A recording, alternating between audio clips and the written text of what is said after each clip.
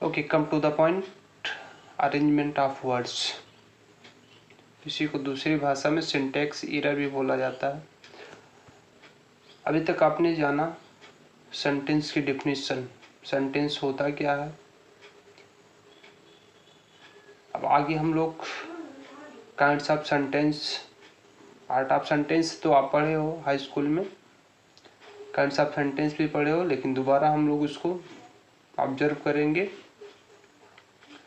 But उससे पहले आपको अरेंजमेंट ऑफ वर्ड्स को ध्यान देना होगा कि शब्दों का हम लोग कैसे अरेंजमेंट करते हैं, कैसे हम उसको व्यवस्थित करते हैं, तब जाके एक सेंटेंस कंप्लीट होता है।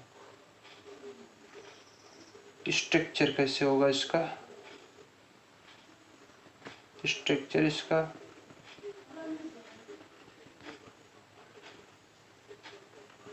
स्ट्रक्चर कैसे हम लोग स्ट्रक्चर बनाएंगे कि शब्दों को रखें ताकि ये कंप्लीट सेंटेंस बन जाए। स्ट्रक्चर में आप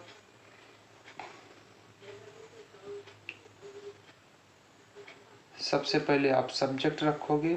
असर्टिव सेंटेंस की बात हो रही है अभी, काइंड्स ऑफ सेंटेंस बाद में भी पढ़ाया जाएगा, लेकिन अभी पहले आप असर्टिव सेंटेंस को कैसे आप अरेंजमेंट करोगे। सब्जेक्ट, उसके बाद आप वर्ब रखते हो, उसके बाद आप ऑब्जेक्ट रखते हो। ये तो बेसिक हो गया। अब सब्जेक्ट के भी पार्ट होते हैं, पार्ट ऑफ सेंटेंस में पढ़े हो, सब्जेक्ट के भी पार्ट होते हैं। कौन कौन से पार्ट होते हैं, हाँ बताइए। सब्जेक्ट के पार्ट, क्वालिफायर होता है, डिटर्मिनर होता है, हेडवर्ड होता है, इनलार्जमेंट होता है, दैट मीन्स सब्जेक्ट के पार्ट होते हैं। तो ये वर्ब से पहले आएंगे। वर्ब आपका, अब वर्ब के भी दो पार्ट हो जाएंगे यहाँ पे। कौन कौन से, हेल्पिंग वर्ब,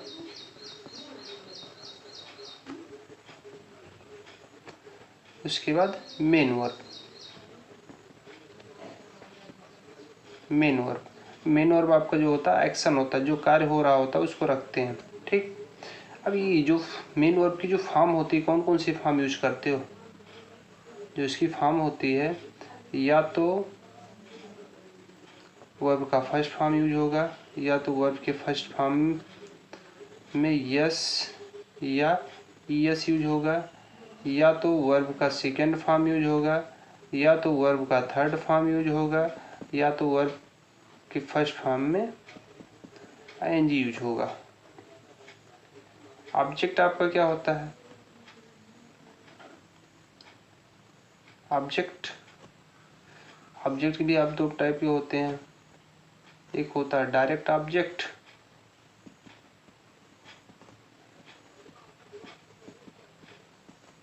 दूसरा आपका है इनडायरेक्ट ऑब्जेक्ट।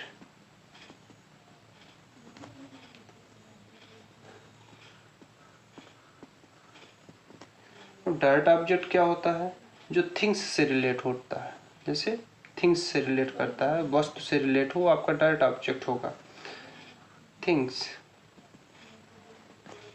इनडायरेक्ट ऑब्जेक्ट क्या होगा, जो पर्सन से रिलेट करता हो।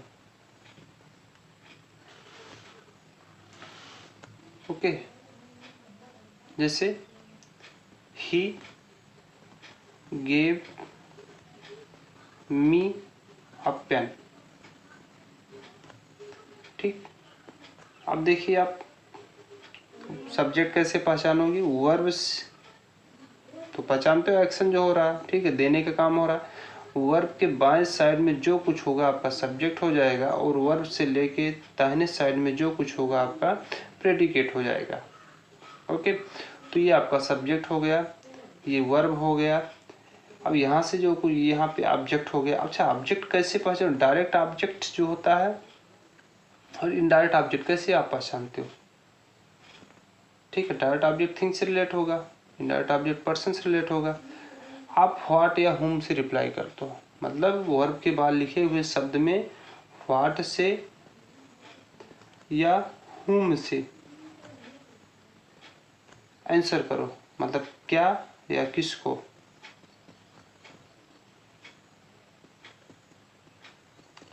ठीक है। ये दो ऑर्डर लिखो। अगर इसका रिप्लाई ये मिल रहा है, इसका आंसर ये मिल रहा है, क्या का रिप्लाई जो होगा वो आपका डायरेक्ट ऑब्जेक्ट होगा, और जो किसको, जो पर्सन से रिलेट होगा वो आपका इनडायरेक्ट ऑब्जेक्ट होगा। Okay. He give me what, उसने मुझे क्या दिया, एक पेन दिया, तो ये आपका क्या का रिप्लाई दे रहा है, ही गिव मी व्हाट, उसने मुझे क्या दिया, एक पेन दिया। ये आपका हो जाएगा थिंग्स से रिलेट है, पेन आपका थिंग्स है, ये आपका हो जाएगा डायरेक्ट ऑब्जेक्ट। ही गिव हुम अ पेन, उसने किसको एक पेन दिया, मुझको दिया, तो ये आपका हो जाएगा हुम का रिप्लाई दे रहा है, इसलिए आपका क्या हो जाएगा, इनडायरेक्ट ऑब्जेक्ट हो जाएगा। ठीक, ये चीज आपको डायरेक्ट ऑब्जेक्ट और इनडायरेक्ट ऑब्जेक्ट इसलिए पहचानना होगा क्योंकि एक्टिव पैसिव में इसकी बहुत आवश्यकता पड़ेगी।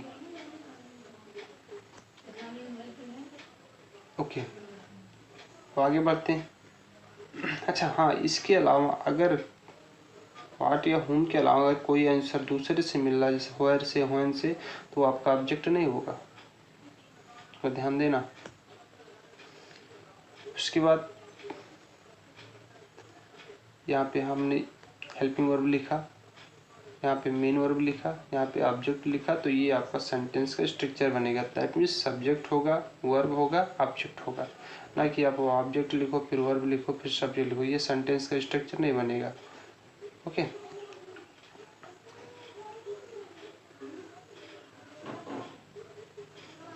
जैसे आप समझिए यहाँ पे जैसे लिखा गया है,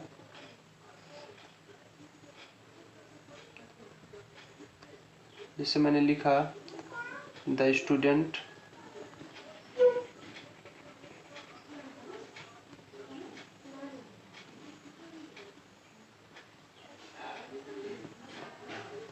हैव टेकन द डिसीजन।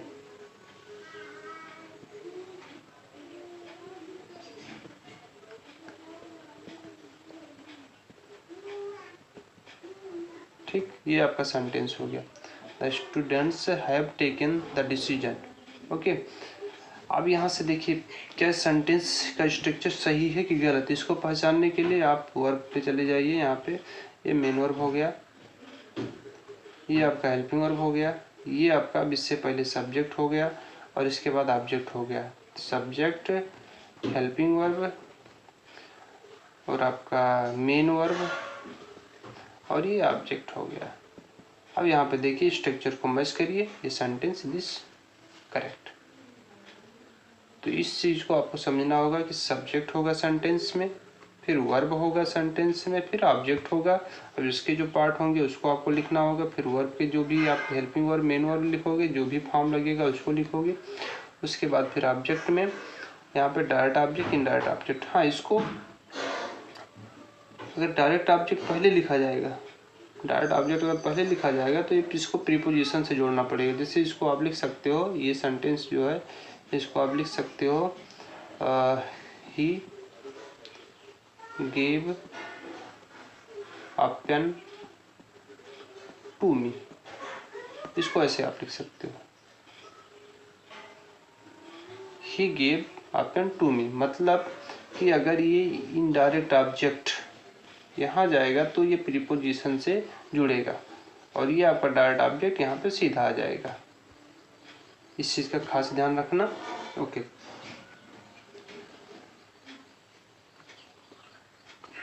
इसके बाद इसी में आगे आप बढ़ोगे तो आपको एक कॉम्प्लीमेंट भी मिलेगा। जैसे आप जैसे बोलते हो, इसके बाद ऑब्जेक्ट के स्थान पे कॉम्प्लीमेंट भी हो सकता है, इसको समझिए।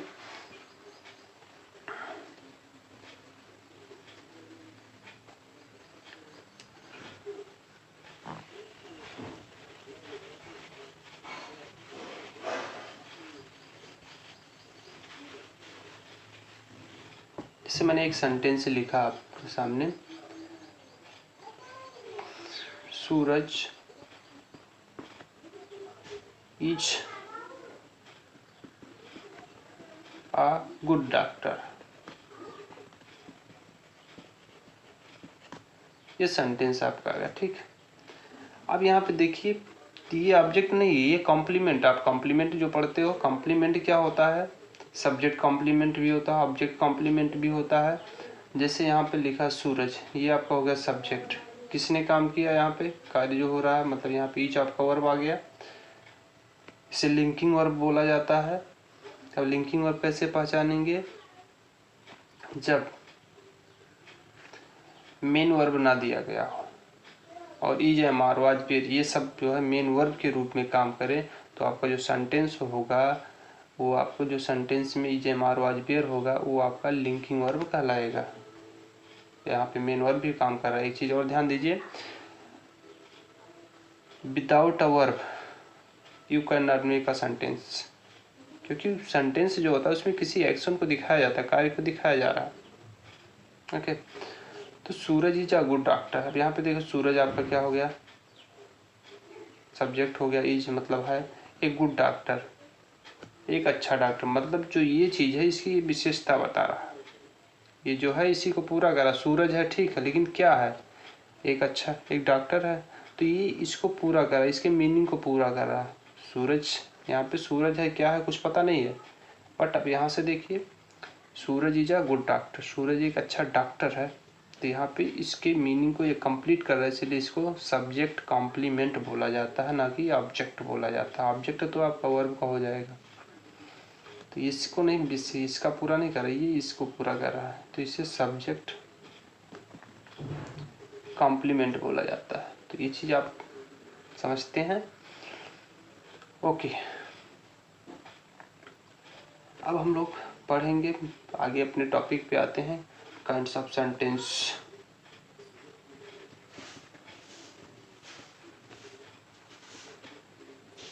पार्ट ऑफ सेंटेंस तो आप जानते हो, kinds of sentence, this is most important for you because without observing sentences you cannot make indirect speech, active passive. Okay,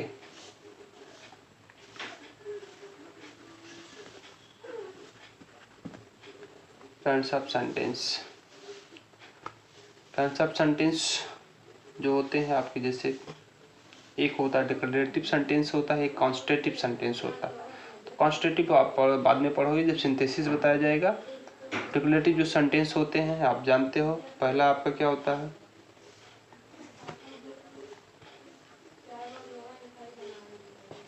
assertive sentence,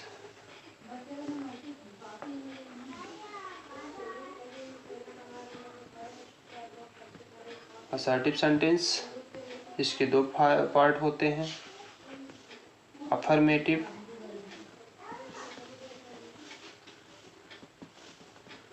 दूसरा निगेटिव। दूसरा आपका क्या है, interrogative sentence,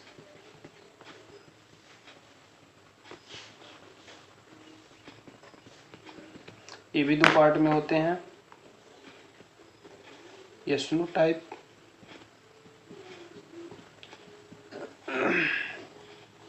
sentence, yes no type interrogative sentence.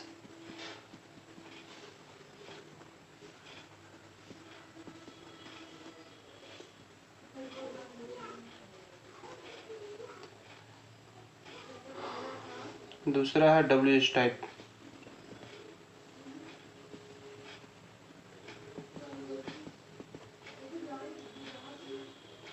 कैसे पहचानेंगे ये sentence, ये अभी बाद में आगे डिस्कस करेंगे, पहले ये समझ लीजिए कितने टाइप के होते हैं, क्योंकि इन सब का आवश्यकता पड़ता है, नरेशन में, एक्टिव वॉइस में, ये सब में आवश्यकता पड़ता है। तीसरा आपका इंपरेटिव सेंटेंस,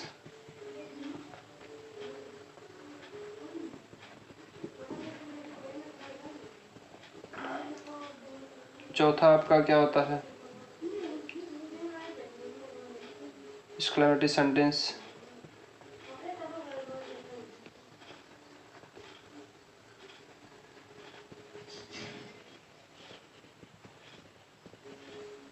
एक्सक्लेमेटरी सेंटेंस। पांचवा आपका क्या होता है, ऑप्टेटिव सेंटेंस।